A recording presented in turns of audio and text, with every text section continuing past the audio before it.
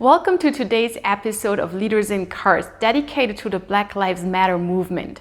My co-founder Heiko Fischer will be cruising to the city of Berlin in a Porsche 911 together with two of our colleagues who happen to be of color. And this makes it a very special episode. Apart from learning quite a few new things, this episode almost made me cry. So there's a lot in there, you should definitely not miss it. Enjoy the episode.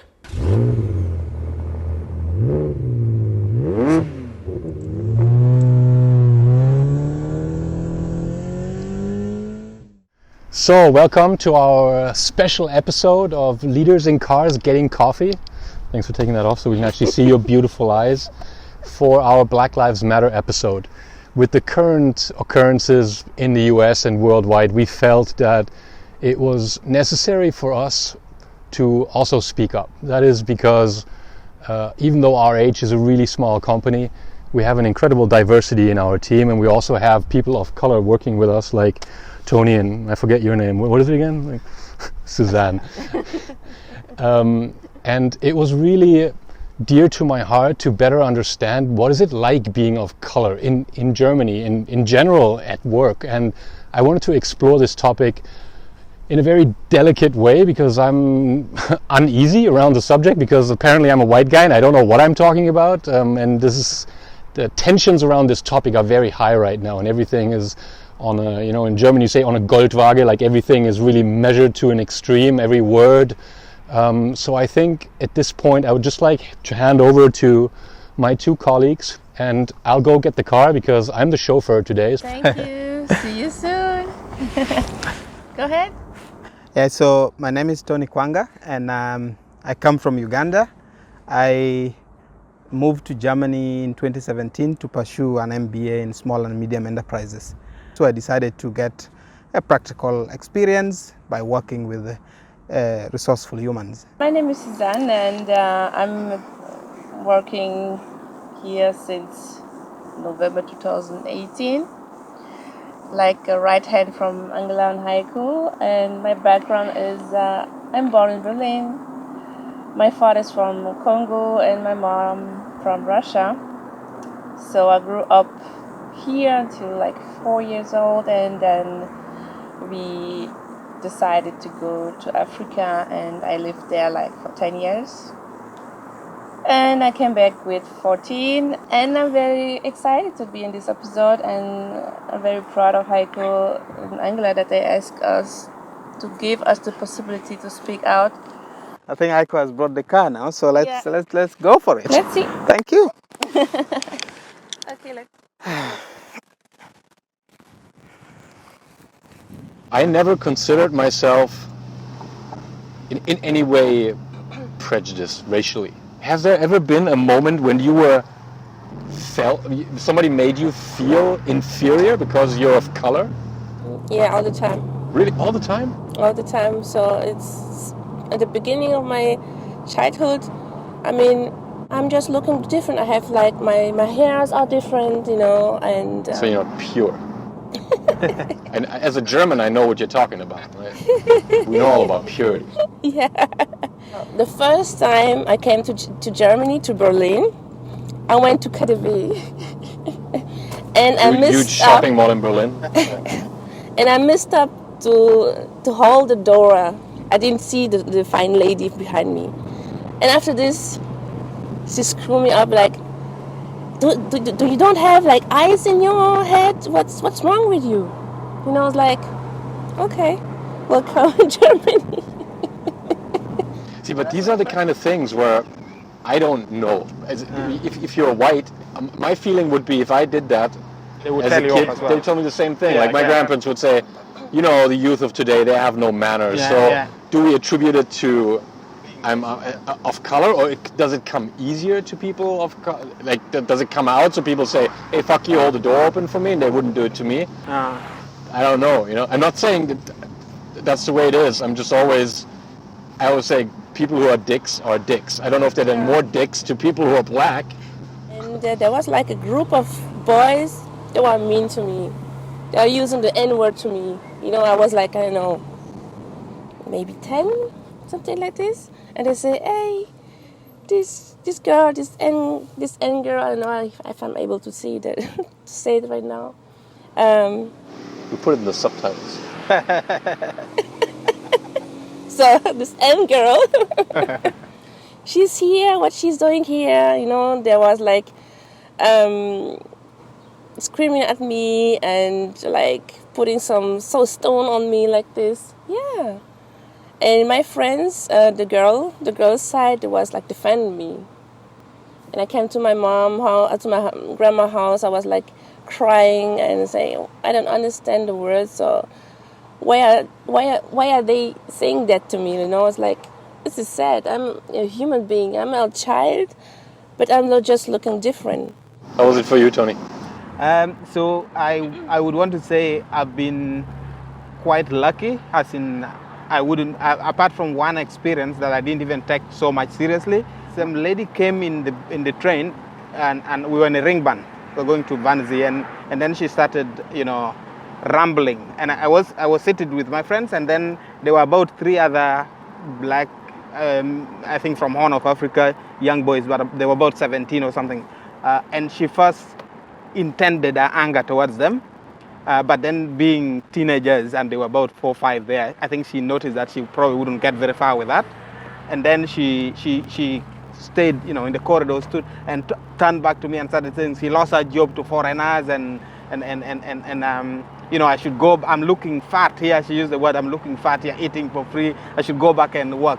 But I didn't take her serious. But what even made it very, like for me to almost forget about it, is that people from the train, who I didn't even know, like kicked her out in the next stage. Literally, they said, look, you've said enough, get out of here. So. But you don't feel like you need to prepare Leon, your son, for a special way to say, hey, if you get into a police check, then you need to be super careful because they'll treat you different. I think this is the difference. I mean, you saw Leon. Leon doesn't look black. He's like an Asian one. They can take it out in Asian just as well. It's like, hold on, are you black or Asian? I'm Asian. All right, you can pass. But if I saw the child of my friends, so they're like biracial like me or black, they already told them be careful. On the note of be careful. Oh yeah, on the note of be careful. Oh my God!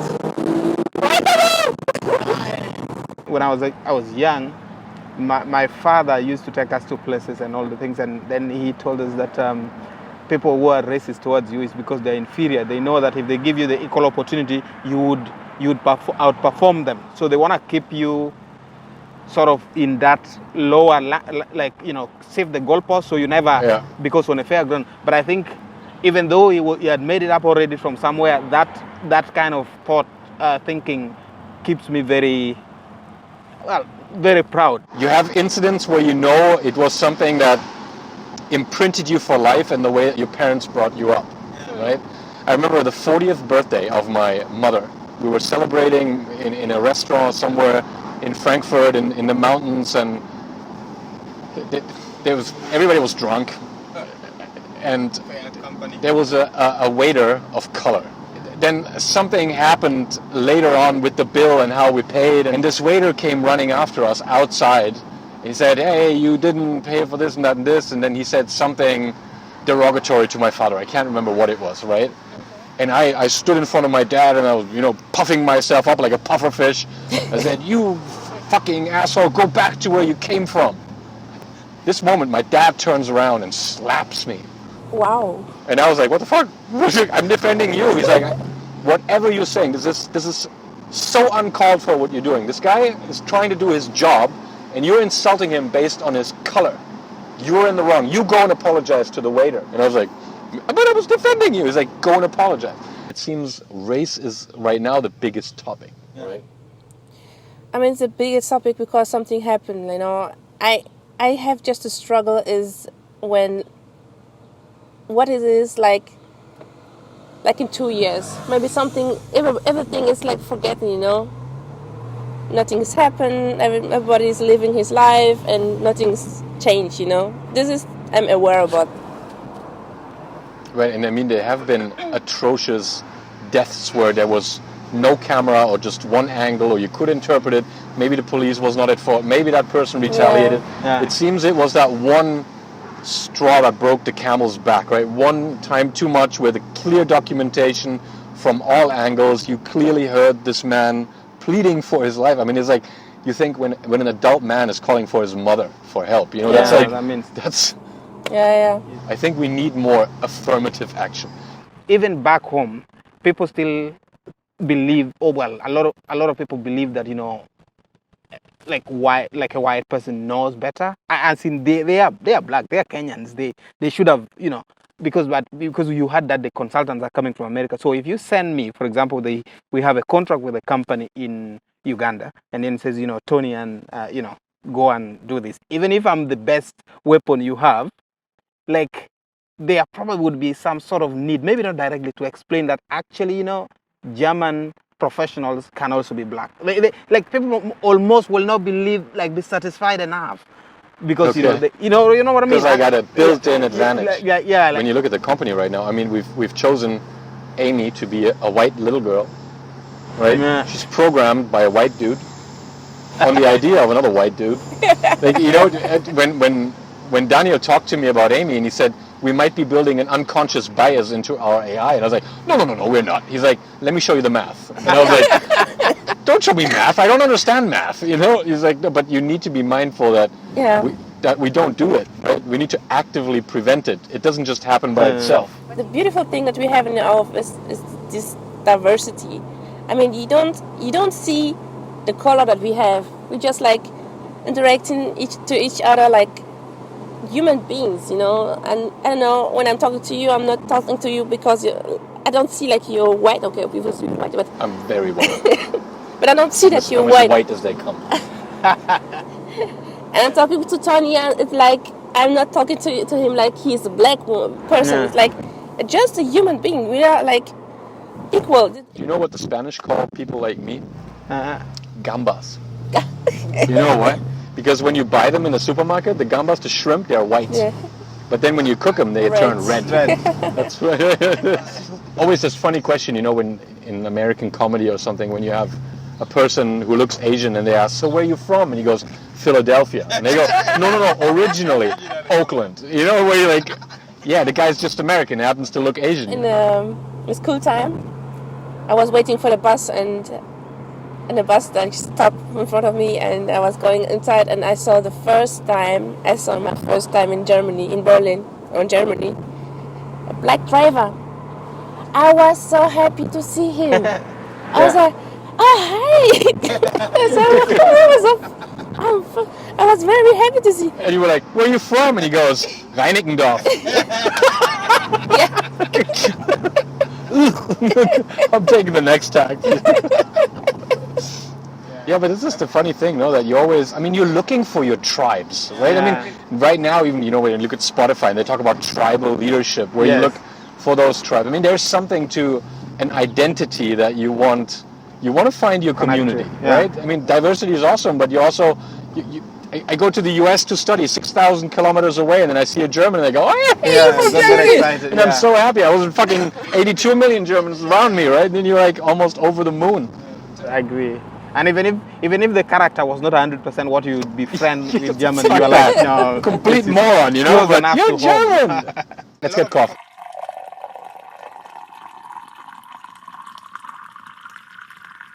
You were the first one where I actually noticed that. I did not even know on the iPhone there was the option with the emojis to have them in different colors. You always use the black ones. Now I played around with them. I don't know, I can't get rid of the woman. It's always a woman emoji. Yeah. And with the thumbs up, I think it's a black one. I can't get rid of it either. I don't know how to change them anymore, so I'm like, fuck it. I'm Just go. going with a multi-racial approach to And you want to use a black one? I already am. That's what he's using. Yeah, because I tried it out after you looked at it. And by the way, that's the thing. If you find extremist people, they would even crucify you for using that one again. And you're like, guys, you know what I mean? But it's a perfect example, I think, for this affirmative action. Like, because I was thinking, who the fuck cares what emoji color you have, you know? But then at the end of the day, it was white, so I didn't fucking care because it was white anyways. You know, like, actually it wasn't white, I think it was yellow. I was gonna say, it's like the cartoon one, right? Where I'm like, I'm using caramel, yeah? caramel. Yeah. Well, why? that's coming to Resourceful Humans was like the best place to learn.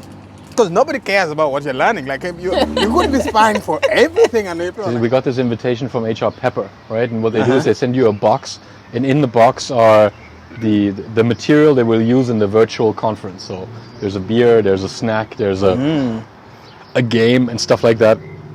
And jokingly, because they had invited me and said, hey, you should come. And I filled out their form online, and it's your name, Tony Stark, you work for Resourceful Humans.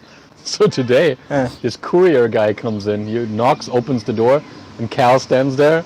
And this courier guy looks at me, looks at him, looks at the DeLorean, and I'm like, and he goes, package for Tony Stark? And I'm like, that's me. And Cal's like, oh. I'm like, I can die happy now. I'm standing in front of the DeLorean, and the guy just said Tony Stark, and my son saw it all. And the guy saw your Iron Man. Yeah, he looked at it. That's why I said he looked at all of this, and he's like, you have a DeLorean in the office? I'm like, yep. Yeah. What do you know?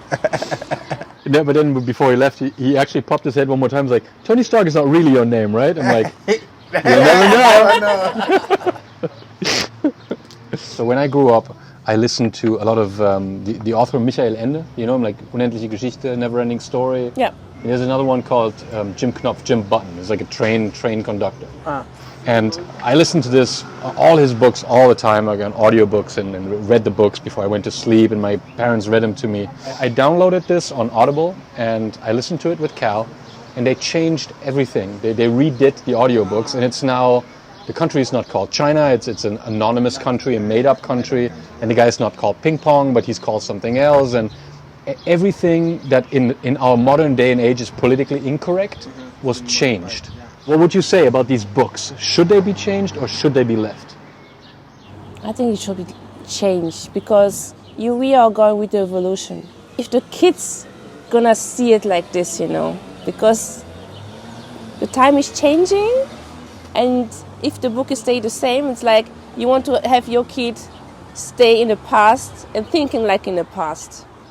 If I have the possibility to avoid it, I will do it. Yeah, and also in an ideal world, the 5% would be negligible. You can say, oh, you know, the 5%, 95 are okay with it. Yeah. But the fact that you keep it there will increase that 5%. I wouldn't say like ban this book, but I would say if you're reproducing the copy of these books now, then they should carry the message of now. What is that story today? Yeah. Because that probably was written by somebody a traveler who didn't know much, or met just a few, as you said, met like one of the 8 kids. It wasn't thinking of the time, Their knowledge was very, single-minded. It remember me one time, I used to work for a store who was selling like perfumes, And I was staying like one time, and like an old woman's come inside. And talk to me. Oh, you're so beautiful, nigger, you know? That it hurts even hearing it, like. Eine wunderschöne Negerin. That's a very. And I was looking at the security guy who was a black one. I was like, "You're gonna help me hear this? Did you hear this? I mean, it's something like in hiding camera, but she was very old. And she told me. I said to her, okay, nowadays we don't say that word, But then again, you could argue that if she's of that age, she could say, well, for a Jew, you're pretty smart. Right? And you immediately start going, lady, that's just wrong. I don't care if you're fucking 85 years old.